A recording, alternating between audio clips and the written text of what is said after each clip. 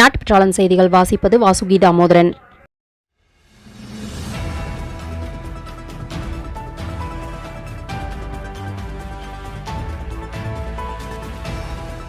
நீரின்றி அமையாது உலகு.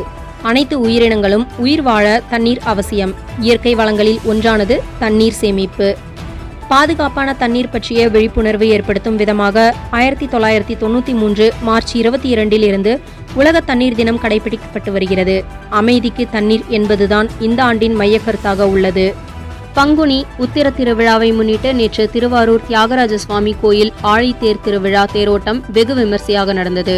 ஆயிரக்கணக்கான பக்தர்கள் ஆரூரா தியா கேசா கோஷங்கள் முழங்க பக்தி பரவசத்துடன் ஆழித்தேரை இழுத்தனர்.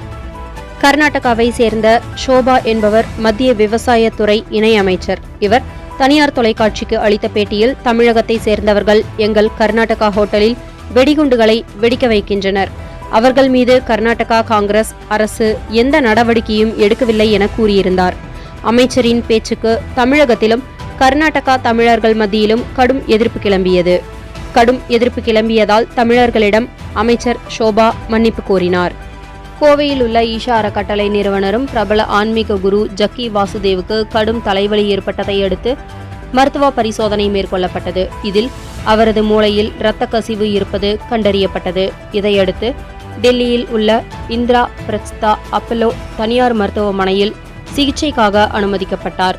அங்கு அவருக்கு பிரபல நரம்பியல் அறுவை சிகிச்சை நிபுணர் டாக்டர் வினித் சுரி தலைமையிலான 4 டாக்டர்கள் அடங்கிய குழு கடந்த 17ஆம் தேதி அறுவை சிகிச்சை செய்தனர்.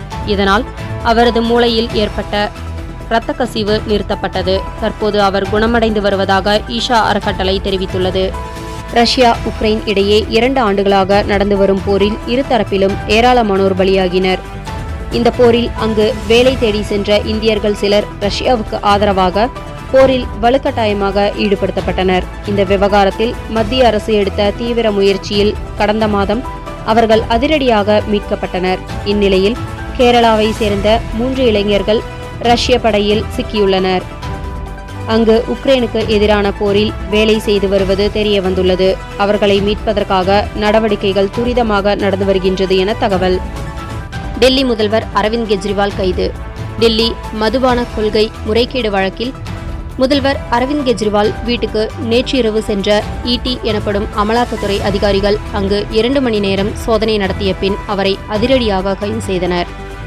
நேற்று மார்ச் 21 உலக வன நாளை முன்னிட்டு திண்டுக்கல் சமூக வனக்கோட்டம் கோட்ட வன அலுவலர் திரு மகேந்திரன் அவர்களின் உத்தரவின்படி திண்டுக்கல் பார்வதி கலை மற்றும் அறிவியல் கல்லூரியில் மரக்கன்றுகள் நடுவிழா, வனம் காப்பது மற்றும் மரம் வளர்ப்பது பற்றிய விழிப்புணர்வு கருத்தரங்கம் நடைபெற்றது. இவ்விழாவிற்கு கல்லூரி முதல்வர் முனைவர் திரு ஸ்ரீனிவாசன் அவர்கள் தலைமை வகித்தார்.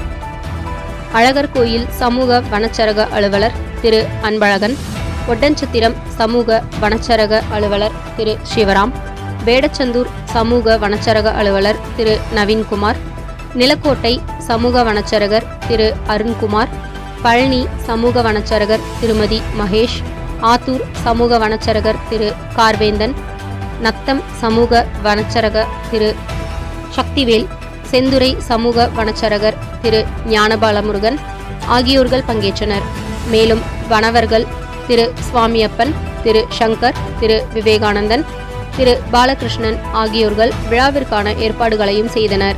இந்நிகழ்ச்சியில் கல்லூரி மாணவ மாணவிகள் பலரும் கலந்து கொண்டனர். இதில் கல்லூரி மாணவி செல்வி கீர்த்தி நன்றி உரையாற்றினார்.